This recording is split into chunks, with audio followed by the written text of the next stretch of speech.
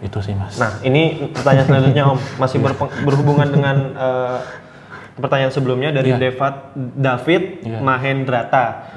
Om sebenarnya bagaimana cara menangkal santet? Tadi udah dijawab, tapi pertanyaan lanjutannya adalah dia setelah santet itu selesai atau sembuh, tapi penyakit tetap datang berkali-kali. Apakah itu di situasi itu dimanfaatkan oleh jin karena pikiran kami yang negatif atau bagaimana? Iya, itu bisa demikian, itu benar ya. Jadi dari pikiran negatif kadang sudah hopeless juga salah satunya itu. Dan yang ketiga juga diperlukan benteng Mas. Jadi saat orang sudah sembuh dari pengaruh teluh, santet, guna-guna ataupun pelet, itu setelah benar-benar bersih itu harus diinstal antivirus baru. Jadi memang harus ada ritual-ritual khusus yang harus dilakukan. Gitu. Ini ada tambahan sih dia. Cara mengetahui itu santet udah hilang atau bagaimana caranya? Apakah dengan puasa mutih? Iya, salah satunya dengan puasa mutih dan mandi dengan air 7 pancuran ataupun dengan kembang setaman. Jadi apa ya, puasa mutih itu sebenarnya untuk memelihara atau untuk mendekatkan kita dengan saudara korin kita yang berwarna putih. Oke. Jadi untuk memeliharanya dan juga untuk uninstall semua hal yang bersifat negatif di tubuh kita. Jadi puasa mutih itu kan mutih Mas, kembali putih, kembali jernih, kembali bersih. Yang nanti kemudian itu harus ditutup dengan mandi ataupun kita padusan. Jadi padusan itu dalam bahasa Jawa, dalam bahasa Indonesia berarti kita mandi besar, mandi bersih. Mandi di sendang, mandi di sungai, ataupun kita mandi dengan air 7 sumber atau 7 pancuran. Jadi seperti waktu kita ke Karanghawu. Salah satu ritualnya seperti itu Mas. Oke. Habis itu kalau kita sudah tidak merasakan, kita tidak merasakan secara sakit, secara medis dan non medis, juga bisa ada satu indikasi yang mana kita tidak mengalami mimpi buruk. Itu. Karena orang yang mengalami teluh ataupun santet atau guna-guna itu biasanya mengalami mimpi buruk Mas. Dikejar-kejar sosok astral ataupun apa, berada di tengah kobaran api, contohnya dikejar ular, itu contohnya demikian. Oke, selanjutnya. Ya. Ini pertanyaan cukup banyak ditanyain orang sini. Dari Manamikun, cara membuka mata batin gimana Om? Iya, ini sebenarnya saya ulang lagi tadi sempat menyinggung tentang Mas Vicky yang mulai sedikit peka ya, bahwasanya kalau dibuka paksa itu tidak dianjurkan Mas, berbahaya. Kalau orangnya tidak kuat, nanti yang terjadi adalah gangguan mental, bisa gila. Tapi membuka mata batin sendiri, pada dasarnya semua orang itu kan punya indera keenam. Tapi dia frekuensinya berbeda-beda. Nah, contohnya kalau dalam frekuensi 1 sampai 2 itu kan, ini secara logika aja ya, gampangannya gitu. 1 sampai 2 itu kan orang biasa. 3 sampai 4 itu posisinya adalah bisa merasakan. 5, 6 itu bisa melihat. 7, 8 itu bisa melihat, merasakan, dan berkomunikasi. 9, 10 memerintah. Kalau saya tafsirkan sekarang, posisi skalamu itu ada di 3 dan 4 Mas. Jadi bisa merasakan. Suatu ketika akan ke 5, jadi bisa melihat. Nah kalau orang posisi skalanya di 2 kemudian ditarik ke 5 untuk melihat apa yang terjadi, kaget, nanti bisa kerasukan, bisa gangguan secara non medis ataupun bisa menjadi gila. Berarti memang kasarnya jangan coba-coba. Iya, tidak dianjurkan, terutama kalau dilakukan orang yang tidak berpengalaman dan profesional dalam hal ini ya. Dan tujuannya juga harus jelas. Kalau tujuannya hanya iseng-iseng berhadiah, itu tidak disarankan. Hadiahnya pocong. Tujuannya kenapa? Om saya penasaran, mau melihat ini. Oh jangan gitu. Nek bisa malah tempatku tak kasihkan aja nih, tak kasih. Jadi memang harus ada tujuan, maksudnya apa. Kalau tujuannya untuk tertentu atau mendapatkan amanah atau dawuh, itu ya nanti insya Allah alam semesta dan Tuhan Yang Maha Kuasa akan mengarahkan Mas. Kalaupun ketemu orang yang membukakan juga sudah diarahkan gitu. Itu sih Mas. Oke, next Om. Ya. Pertanyaan dari Denny_Elia69. Apakah hantu kecil itu bakal bertumbuh dewasa ataukah hantu kecil bakal selamanya kecil? Atau dewasa selamanya dewasa? Iya, jadi ada pemikirannya berbeda ya. Kalau jin itu bisa tumbuh memang Mas. Jin. Tapi kalau pola di sini adalah residual energi, kita sebutnya hantu ya. Itu memang akan menampakkannya itu posisi terakhir. Jadi misal berasal dari manusia ya yang dulunya dia wafat di usia 3 tahun, maaf ya kejadiannya kecelakaan atau pembunuhan, posisi yang ditampilkan terakhir juga akan seperti itu. Tetapi saat itu kemudian dihinggapi oleh sosok astral berupa jin, seekor jin itu, ini akan bisa tumbuh dalam wujud asli. Jadi bisa menyerupakan diri. Itu. Karena kalau jin dengan manusia itu hampir sama mas. Bisa tumbuh, bisa beranak pinak, bisa berkembang biak dan macam-macam. Tapi kalau residual energy tidak bisa. Dan setahu aku nih, maaf aku kepo aja sih. Kan jin itu umurnya lama banget, dalam artian ratusan ribuan tahun gitu. Sih, ya. Bagaimana wujud seorang anak kecil? Maksud aku tiba-tiba umur 10.000 tahun kan di luar imajinasiku gitu. 10.000 tahun gimana mukanya? Ya sama mas, sebenarnya mereka itu kan absurd ya, maksudnya tidak berwujud, sebenarnya hanya seperti gumpalan cahaya, sebenarnya seperti gumpalan udara gitu. Tapi saat mereka melihat objek yang ada di sekitar, mereka akan menyerupakan diri. Misalnya ada anak kecil yang ditampilkan seperti itu, ada sosok makhluk astral yang misalkan pocong akan ditampilkan seperti itu gitu mas. Balik lagi ikut ke sugesti sekitar gitu ya. Iya, sebenarnya seperti itu sih. Oke, pertanyaan selanjutnya Om dari Yuniarya 84. Iya. Ini peduli nih sama Om Hao nih. Iya. Apakah setelah Om Hao mediasi itu terasa lelah banget? Kalau lelah ya jelas, cuman recovery saya itu cepat mas, jadi hitungan menit sebenarnya. Dan saya sebenarnya kemarin hanya memiliki 3 kuota untuk merasukan diri ke saya. Yang pertama waktu di Benteng di Nusa Kambangan, yang kedua di Ciraung, dan terakhir nanti akan disaksikan yaitu di Puncak Turgo. Dan besok sebenarnya sudah nggak tahu dapat kuota lagi apa tidak, karena saya mengisi slot gitu.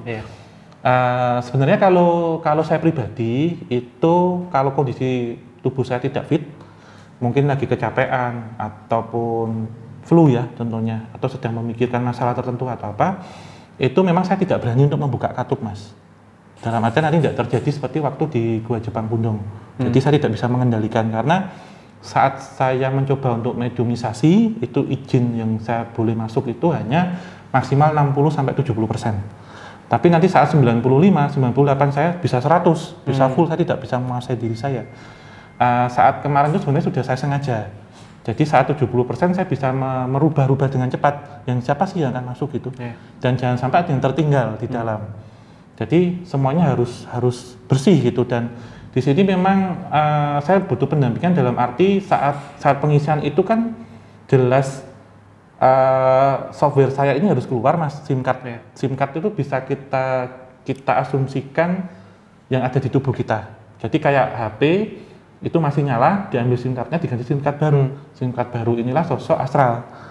Jadi saya harus mempersiapkan itu. Jadi saya butuh orang yang nanti harus mendampingi saya itu dalam artian tidak perlu menguasai kemampuan metafisika. Tetapi saat saya jatuh di mana, misal itu dekat jurang atau apa, jangan sampai jatuh ke jurang gitu, karena saya tidak sadar mas gitu. Tapi saat nanti perjanjian ataupun kuota yang saya berikan sudah maksimal, sudah penuh, maka saya akan mengganti diri saya sendiri. Jadi bisa keluar masuk sendiri. Jadi waktu itu setelah di Cirahong saya kan makan yami ya, waktu itu yami ayam. Iya bakso, yamin. Itu langsung netral kok semuanya, langsung kembali lagi. Cuman yang terasa itu adalah lapar dan haus yang luar biasa mas, itu aja. Yang beda ya, karena energi yang dikeluarkan kan sebanding dengan 10 kali lari sprint 100 meter bolak-balik 10 kali. Capeknya kayak gitu, tapi setelah 5 menit kita makan, kita minum, terutama saya biasanya minum susu full cream yang ultra milk itu nanti kembali lagi recharge gitu sih. Jadi ya apa ya, terkadang orang mengkhawatirkan ini, tetapi saya juga khawatir pada awalnya, tapi ini hanya bisa dilakukan beberapa orang yang sudah terlatih gitu aja. Emang tidak bisa sembarangan. Ya takutnya kalau nanti asal coba-coba, dan sebenarnya kenapa ada pertanyaan juga, kenapa kok yang mediumisasi selain Om Hao aja gitu? Karena ini sebenarnya saya nyaman. Justru kalau teman-teman lain yang kemudian mediumisasi, malah kalau nanti tidak bisa keluar, atau saya tidak bisa menangani, malah jadi ribet, jadi masalah, dan teman-teman ini malah justru bisa sakit nanti. Jadi mending saya saja, karena secara ini kan saya punya software mediumisasi mas. Jadi icon-iconnya tinggal tak klik gitu, tak aktifin lagi gitu. Itu aja sih. Oke Om, pertanyaan terakhir nih. Last question. Iya, dari sahabat dari sobat Javanika nan jauh di sana. Iya, di mana Kak dia? Saya tinggal di USA. Wah, USA-nya di mana? Kita yang tanya balik jadinya. Siapa tahu nanti diundang ke sana kan. Dia bilang, "Saya tuh bingung kenapa di sini tidak ada hantu. Rumah tua, hutan dan gunung-gunung di sini sepi mencekam, sering pakai trekking, jogging, tapi nggak pernah ada penampakan apapun." Itu kenapa ya? Apakah pengaruh juga ke yang tadi golongan 1 2 3 4 5 sampai 10 itu? Iya, itu benar juga berkaitan dengan individu dan yang berbeda di ini yang saya alami kalau saat saya di luar negeri ya Mas ya. Yang berbeda dengan yang ada di Indonesia sebenarnya kenapa sih kalau di luar kok sosok astral itu tidak seagresif yang ada di sini? Kembali lagi Mas ke orangnya. Orang kita itu karena kepo, kemudian ingin tahu tentang astral, ingin melihat seperti itu, kemudian menceritakan ini sebagai bahan cerita. Maka sosok-sosok jin itu kemudian juga ada yang mereka seperti narsis Mas. Sebenarnya di negara manapun, di belahan dunia manapun, itu sosok astral pasti ada. Tetapi yang berbeda sebenarnya kembali ke manusianya lagi. Akan mencari, akan ingin tahu atau tidak. Karena di beberapa pulau yang ada di Nusantara ini, itu sosok astral ini justru mereka masih original gitu, asli, bentuk aslinya.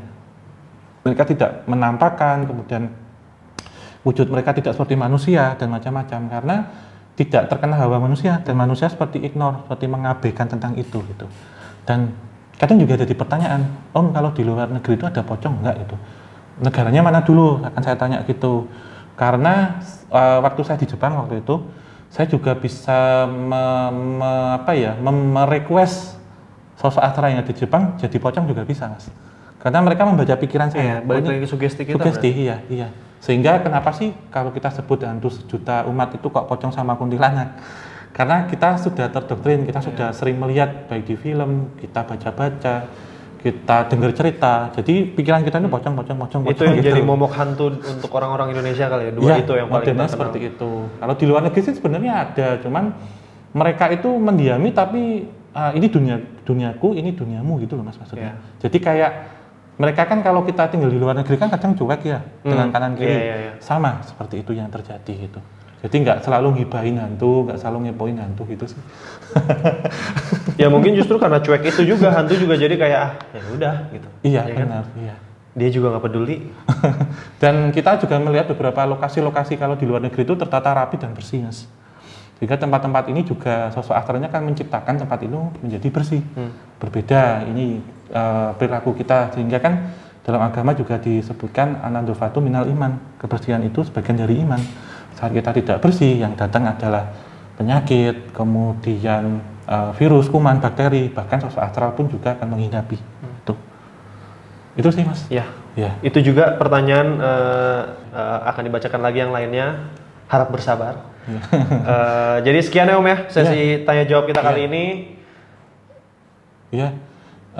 Nanti kalau Sobat Javanika ada pertanyaan lainnya, nanti kita akan coba menyusun dalam satu tema. Misal tentunya tema untuk baca aura, kemudian garis tangan, tentunya seperti itu. Terus apakah ada yang nempel, ngikutin nggak, itu juga nanti itu pasti bakal seru sih, ada yang ngikutin akan kita bahas ya. Dan nanti juga akan kita sertakan syarat, misal garis tangan juga harus foto garis tangan, kemudian ada yang ngikuti foto-foto terkini gitu.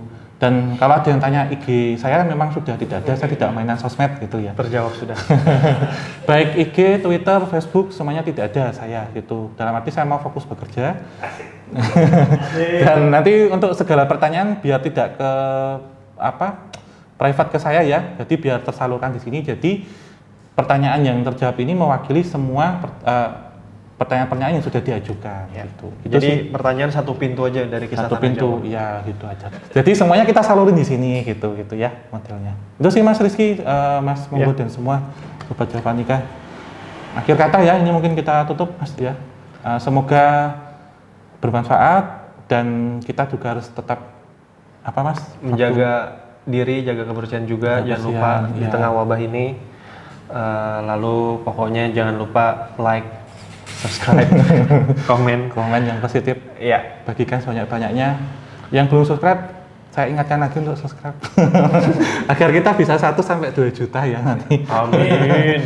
Agar nanti lokasi-lokasi Om datang ke sini, Mas datang ke sini, KTJ coba dikulik ini, semuanya kita dapat dawuh untuk itu, kita bisa datangin samain semua. Iya, tetap hashtag di rumah saja. Ya. Kami bekerja untuk Anda di rumah untuk kami. Kami pun bekerja di rumah. Sebenarnya kita juga di rumah sih ini.